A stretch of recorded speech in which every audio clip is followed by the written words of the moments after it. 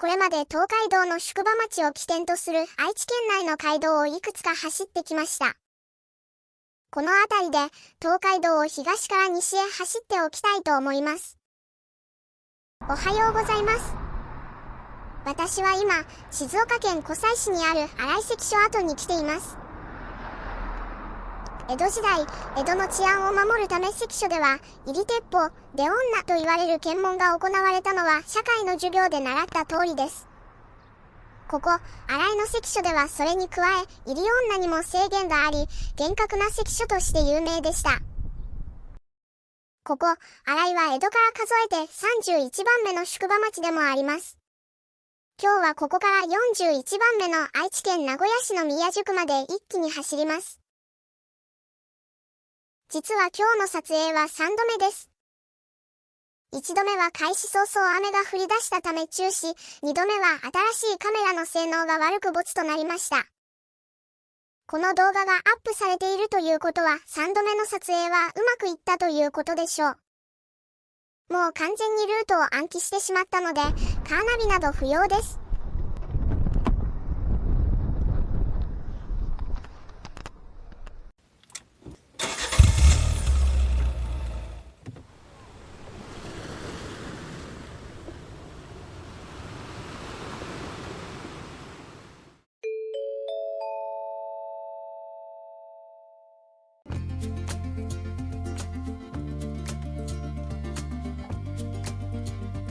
まずは過去動画で何度か登場した国道301号に出ます。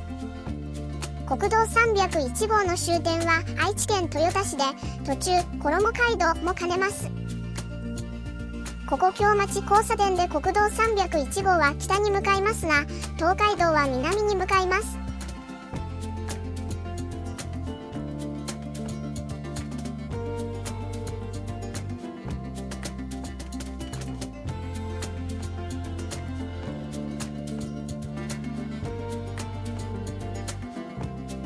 新井宿の家宿であるここ橋本で右折し西に向かいます。もともとはこちらの方が栄えていましたが、明王地震と津波により壊滅し、現在の新井に移転されました。県道417号の一本北の道が旧街道となります。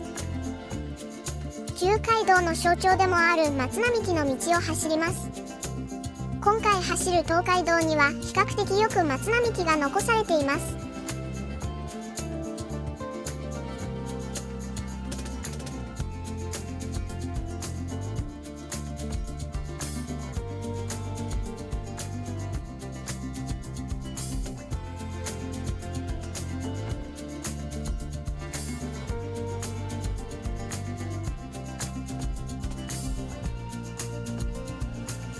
江戸から数えて32番目の宿場町である旧白須賀宿に入っていきます。旧というのは元来はこちらが公式な宿場町でしたが、宝永地震と津波により壊滅し、宿場機能は高台に移転されたためです。潮見坂を登り、ここからは北西に向かいます。今日から江戸に向かう旅人が初めて太平洋を望むことができる場所のため、その名前が付けられたと言われています。本日走る東海道は比較的フラットなため、これが今日一番の坂道です。潮見坂公園に立ち寄ります。潮見坂からの光景は東東未八景の一つ、潮見青蘭と呼ばれ、かつて歌川広重の浮世絵にも描かれている景勝地です。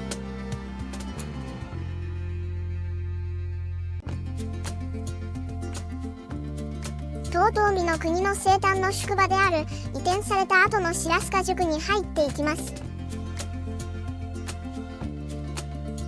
道は可燃手となります。可燃手とはクランク状に屈折した道で、距離を長くし建物を多く配置したり、旅人を長く滞在させる経済効果があると言われています。また敵の直進的な侵入を防ぐ軍事的な意味や、参勤交代の大名同士が正面から勝ち合わないようにする意味もあると言われています。この先の宿場町でも多く見られます。白須賀宿の家宿である堺宿を通ります。旧国道1号、現在の県道173号に出ます。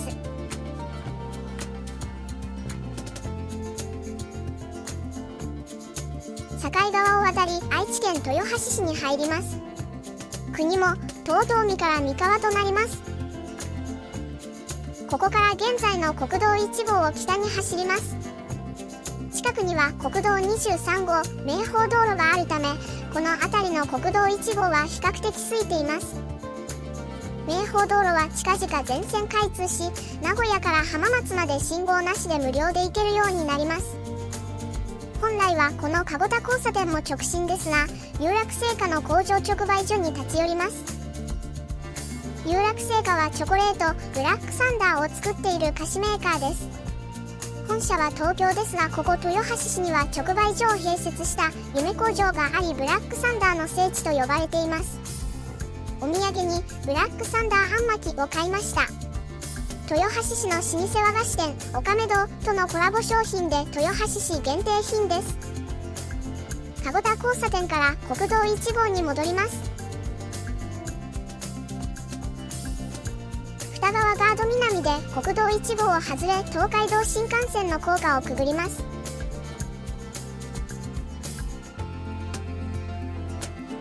JR 東海道本線の線路を渡り、ここから江戸から数えて33番目の宿場町である二川宿に入ります。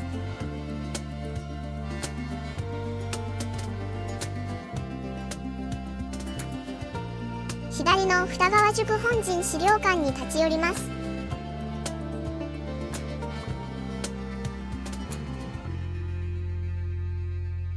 二川宿本陣資料館は江戸時代の本陣や旅籠の建物を改修し、当時の生活が再現されています。二川本陣は2カ所のみ現存する東海道の本陣の一つであり、有料施設だけあって展示物は豊富です。東海道を北西に進みます。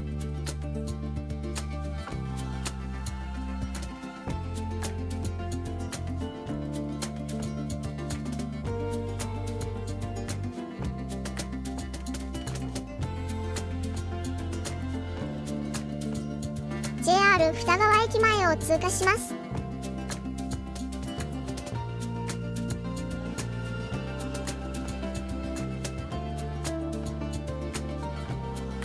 かつて火打ち石であるチャートが取れた火打ち坂を登ります。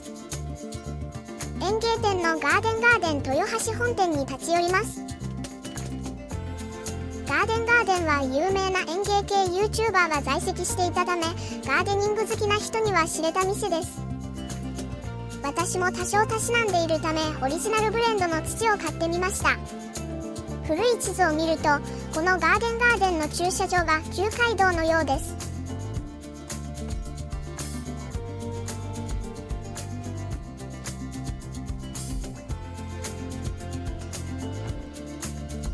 飯村地区に入ります。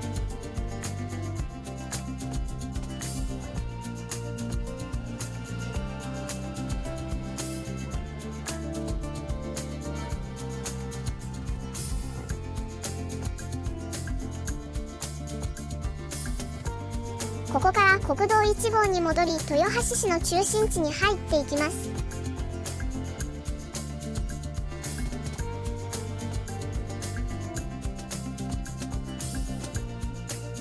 今年の大学入学共通テストの地理に出題された河原町を通ります。どうやらこの道が上り坂か下り坂かが問われたようです。ここ東八丁交差点は前回走った別所街道のスタート地点です。江戸から数えて34番目の宿場町で、東三河最大の宿場町である吉田宿に入っていきます。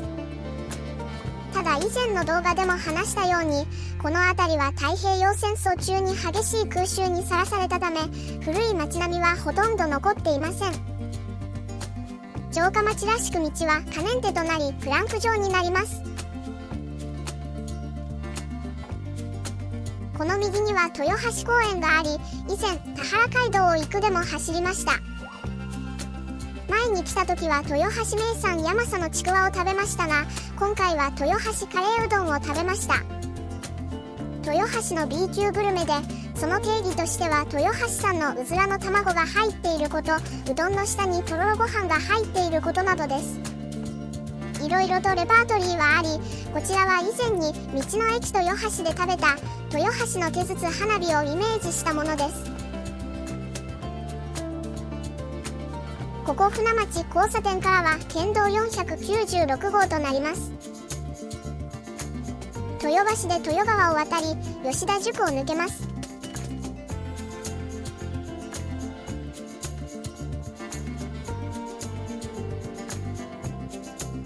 旧下地村に入ります。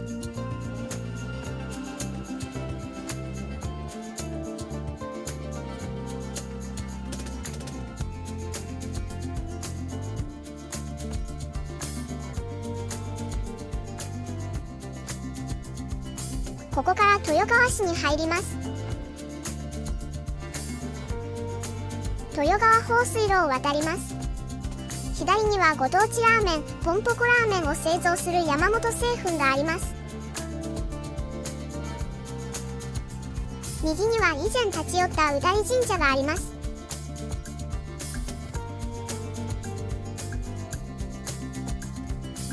JR 飯田線の線路を越えます。以前走った平坂街道と稲街道の合流点である小坂の交差点を越えます。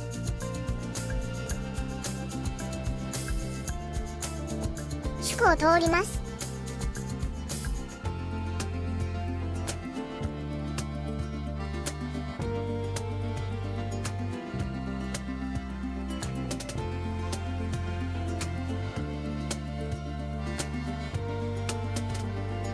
佐奈川を渡り、桜町の集落に入ります。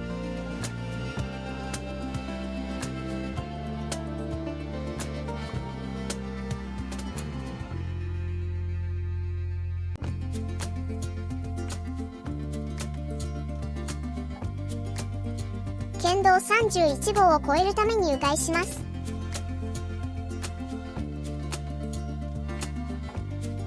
白鳥5丁目西交差点で国道1号に出ます。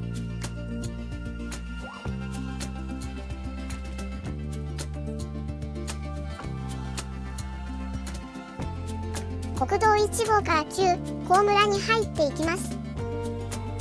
高は名鉄の難読駅名として有名ですが、その名は三河国の国府が置かれていたことに由来します。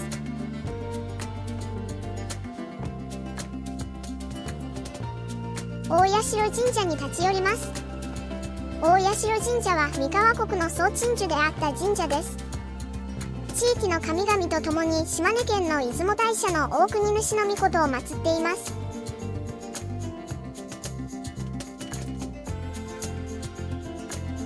この交差点が東海道の迂回路である姫街道との折り分けです。旧お湯橋を渡り、江戸から数えて35番目の宿場町である五湯宿に入っていきます。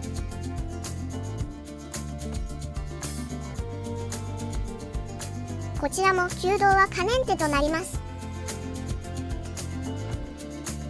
左の和菓子やお服で五湯の松並木をイメージした黒松をお土産に購入しました。この左が五湯宿の本陣があったところですが、今は一引きの工場となっています。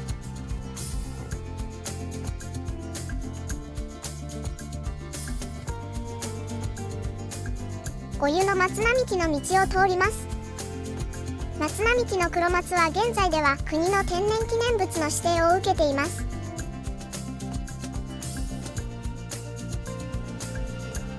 ここから江戸から数えて36番目の宿場町である赤坂宿に入っていきます。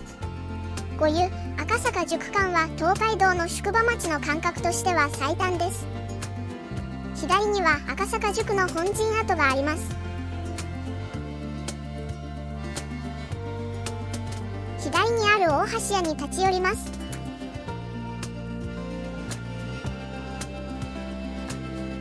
大橋屋は江戸時代の旅籠、恋屋の建物で、東海道では一番最近の2015年まで旅館として営業を続けていました。現在は資料館となっており、無料で中を見学することができます。音羽川沿いに西に向かいます。五湯宿から赤坂宿にかけての東海道は、旅籠も多く飯盛り女を多く抱え、江戸時代にはその隆盛を極めました。しかし明治に入ると岡崎・豊橋間に鉄道がここより南の蒲郡周りのルートで敷設されます。当時の鉄道技術では東海道の勾配を越えるのが難しかったのが主な理由のようです。次第に人の流れはそちらに移り、東海道の活気も失われていきます。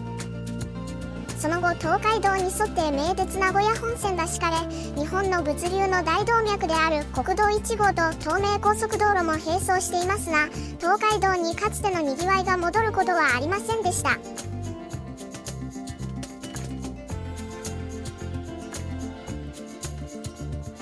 国道1号に出ます。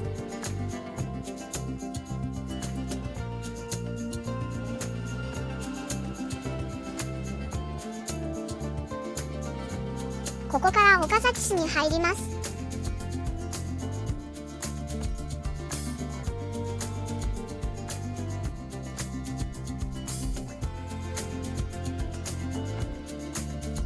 旧本宿村に入っていきます。宝蔵寺に立ち寄ります。宝蔵寺は松平家とゆかりのある寺で、若き日の徳川家康もこの寺で学問に励んだそうです。敷地内には新選組隊長近藤勇のものと伝わる首塚もあります。ここ元宿は赤坂宿と次の藤川宿の合いの宿として発展した町です。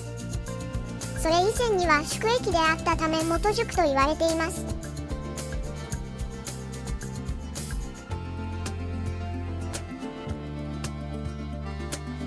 この先は一方通行のため迂回します。元宿町沢渡交差点から国道1号に戻ります。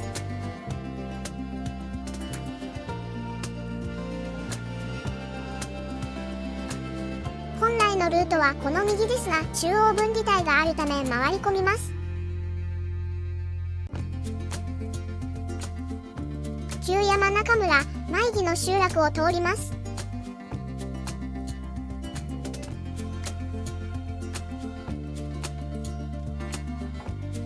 舞木町西交差点で国道1号に戻ります。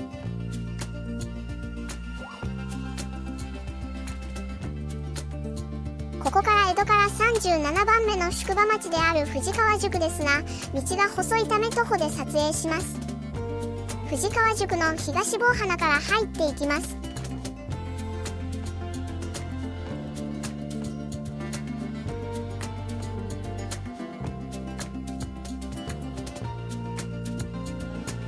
宿場町の入り口らしく道は可燃手となっています。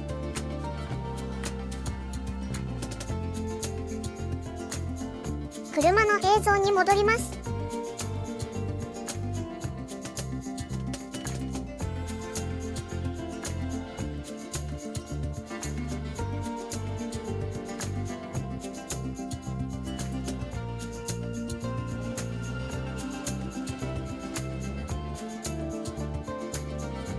藤川宿資料館に立ち寄ります。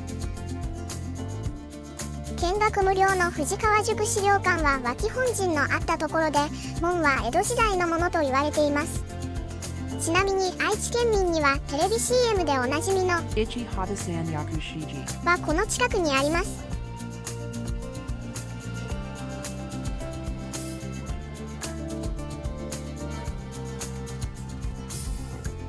藤川宿の西の防鼻を抜けます。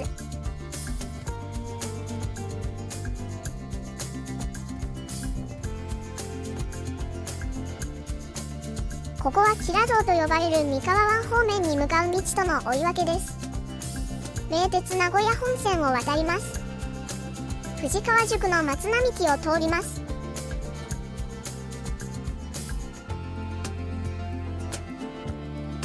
藤川町西交差点で国道1号に出ます。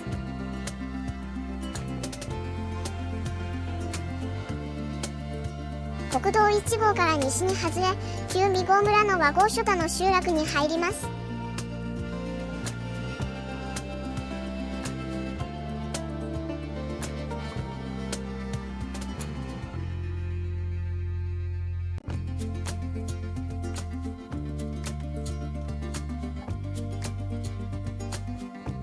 小戸川を渡るために国道1号に迂回します。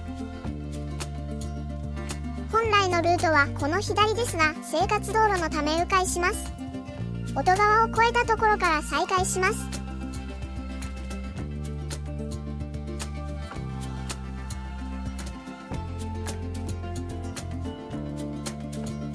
旧小戸川村大平の集落に入っていきます。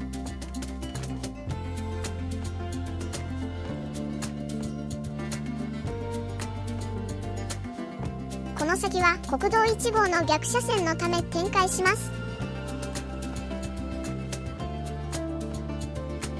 また反対車線となるため迂回して撮影します。東名高速岡崎インターチェンジの下をくぐります。反対車線の国道1号に戻ります。本来のルートはまた反対車線となるため回り込みます。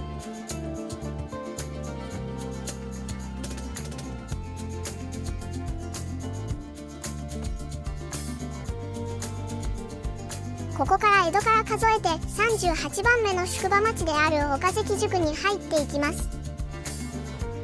岡崎城の城下町内の旧街道は岡崎27曲がりと呼ばれる可燃手となっています。その曲がり角にはいろはと文字が振られています。まず意のある若宮町2丁目交差点を左折します。本来のルートはここを直進ですが、一方通行のため天満通りの2から逆に進みます。両町の葉を左折します。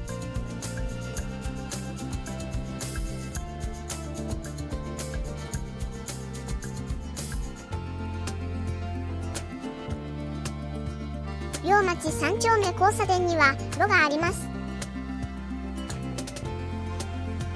天満通りの2から本来の向きに戻ります。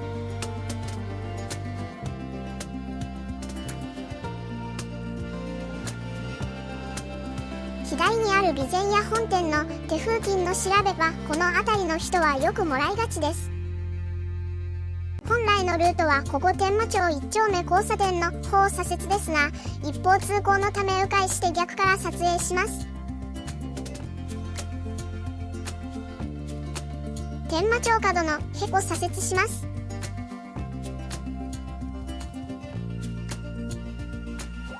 ここから本来の東海道は左の籠田公園の中を通ります。連雀通りを走ります。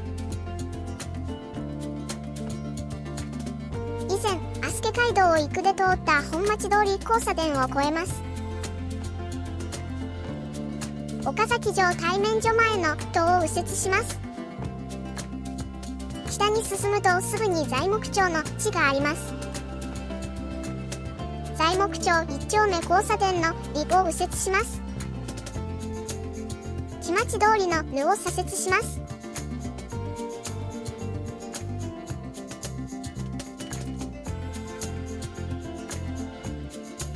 伊賀川手前でルを左折します。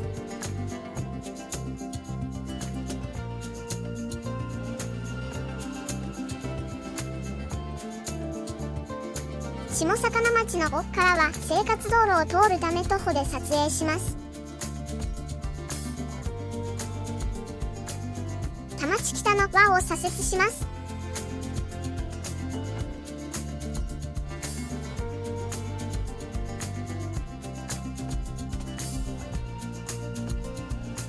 田町のかからは国道1号を越える必要があるため車に戻ります。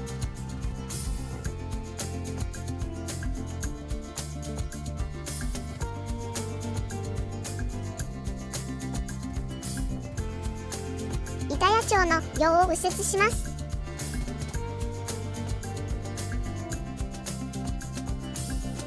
ここ中岡新町交差点に田があります。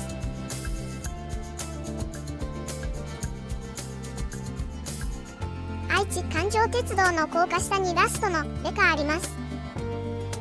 八丁味噌の産地である八丁を通ります。近くには老舗の角久や丸屋の味噌蔵があります。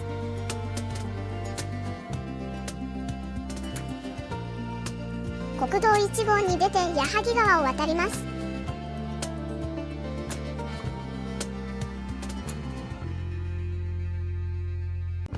旧矢作村を走ります。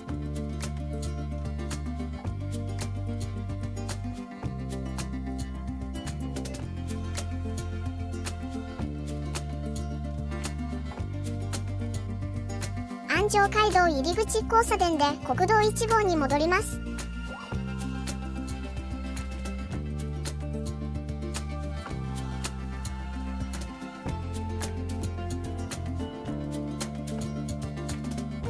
旧式村を走ります。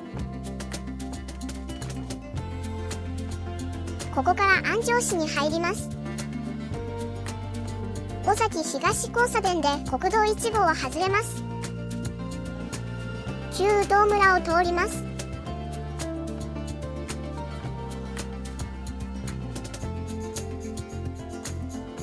右の熊野神社には尾崎一里塚跡があります。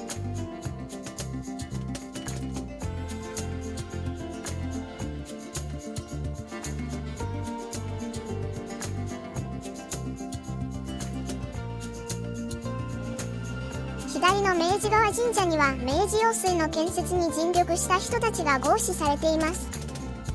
この用水のおかげで昔から水不足に苦しめられてきた碧海郡は一大農業地帯となり、安城市は日本のデンマークと呼ばれています。明治用水は現在は工業分野でも使われており、2022年に矢作川の投手港が漏水を起こした際にはこの地域の主力産業である自動車の生産ラインがストップしました。旧今村に入ります。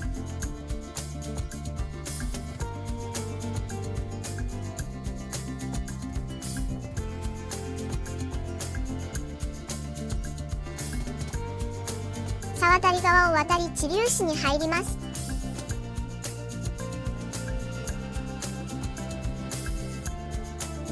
旧牛橋村を通り抜けます。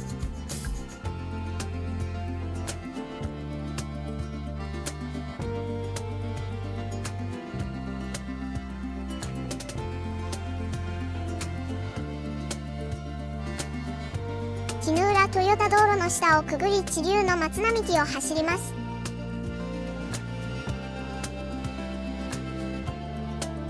国道1号を渡り江戸から数えて39番目の宿場町である知立宿に入ります。知立の名前の由来は一説には知立神社近くの御手洗池に多くの鯉や船がいたためだと言われています。しかし知立神社の創建は1000年以上前であり、知立という単語も同じくらい古いため、池鯉船という字が使われるようになったのは江戸時代以降のようです。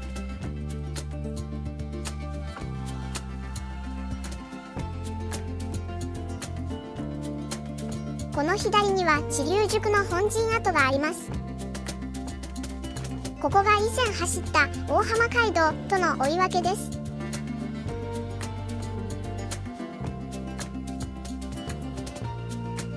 国道155号を横切るために迂回します。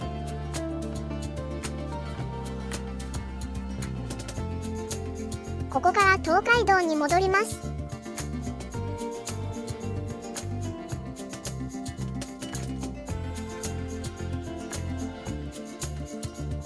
会津間川を渡り国道1号に出ます。ここから刈谷市に入ります。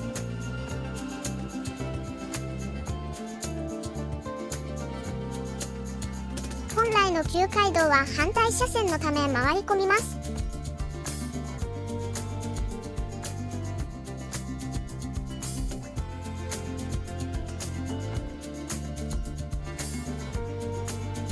国道1号に戻り知立宿と次の鳴海宿の愛の宿である今川宿に入っていきます。芋川がなまって今川となったと言われており、地元の名物である平たい芋川うどんは東ではひもかわうどん、そして西では名古屋のきしめんになったと言われています。県道282号を横切るため名鉄藤松駅方面に迂回します。ここから東海道に戻ります。今川町交差点で国道1号を横切ります。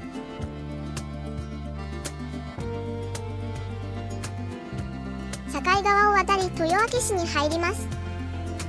やっと三河から尾張に入りました。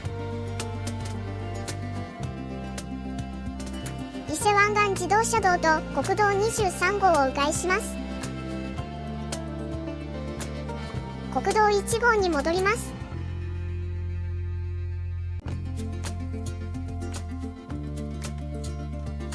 旧東矢野で国道を外れます。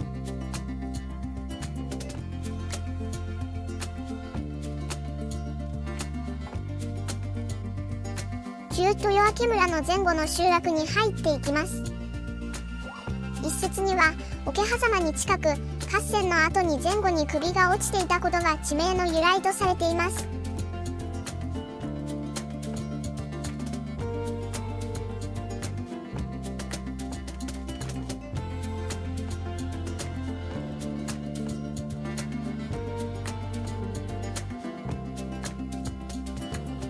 中京競馬場付近で国道1号に戻ります。左には桶狭間古戦場伝説地があり、その際に撃たれた今川義元の墓があります。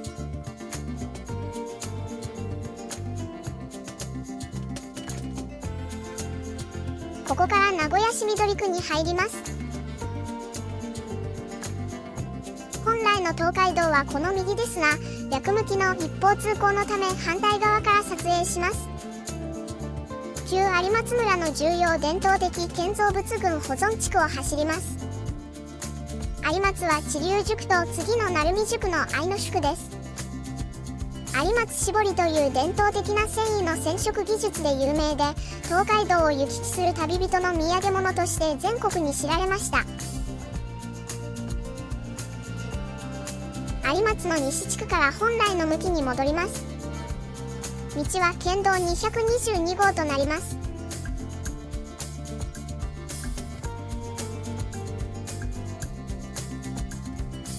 名古屋第二環状自動車道と名鉄名古屋本線の線路を越えます。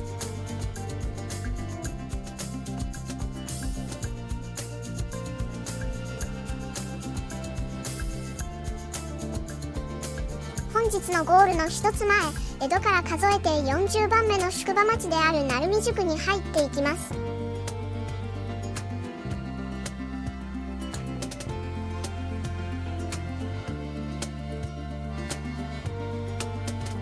ここも道が可燃手となります。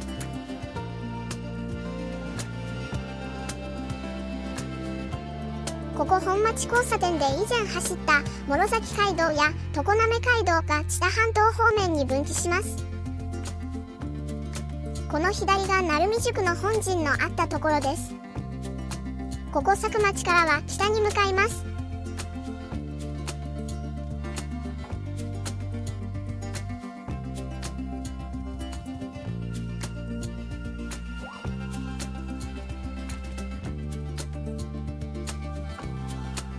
県道59号を渡ります。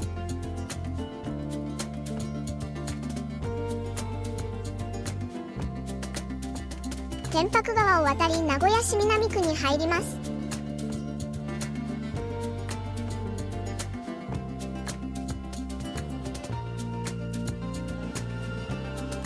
右には名古屋市内に唯一残る一里塚である笠寺一里塚があります。旧笠寺村の集落に入っていきます。右には笠寺観音の山門があります。正式名称は龍福寺で、以前に立ち寄った地木寺や龍泉寺と同じく尾張市観音に数えられます。笠寺観音の西門前は一方通行のため回り込み、逆から撮影します。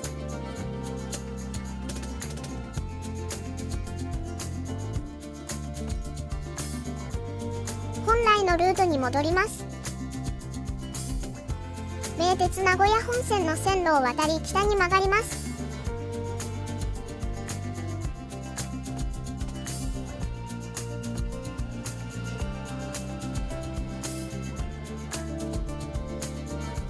旧呼び継ぎ村を通ります。宮宿から七里の和田市の出港が人づてに呼び継がれたことが地名の由来のようです。長かった旅路もあとちょっとです。山崎川を渡り名古屋市瑞穂区に入ります。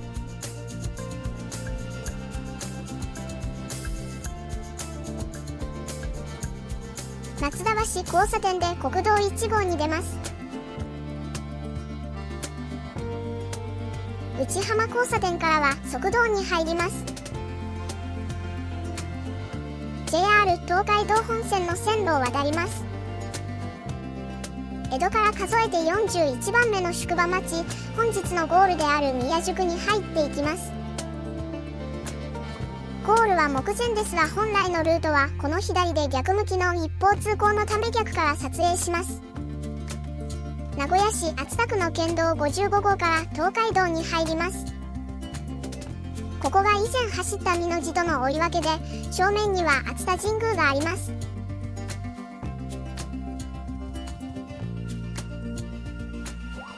県道225号を越えるため迂回します。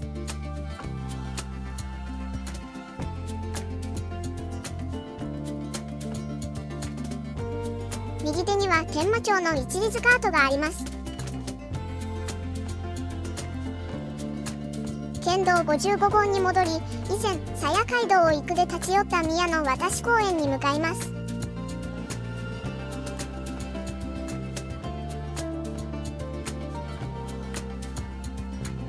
ゴールの宮の渡し公園に到着しました。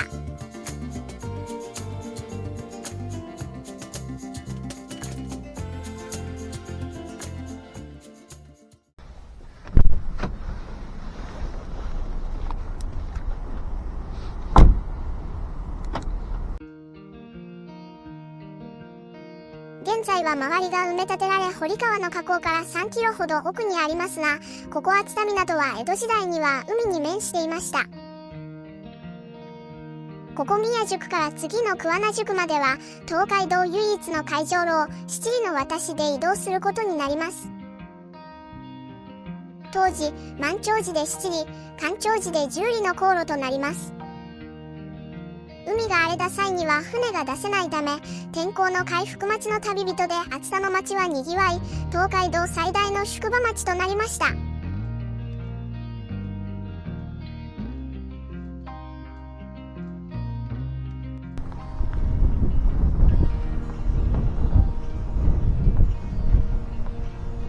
ご視聴ありがとうございました。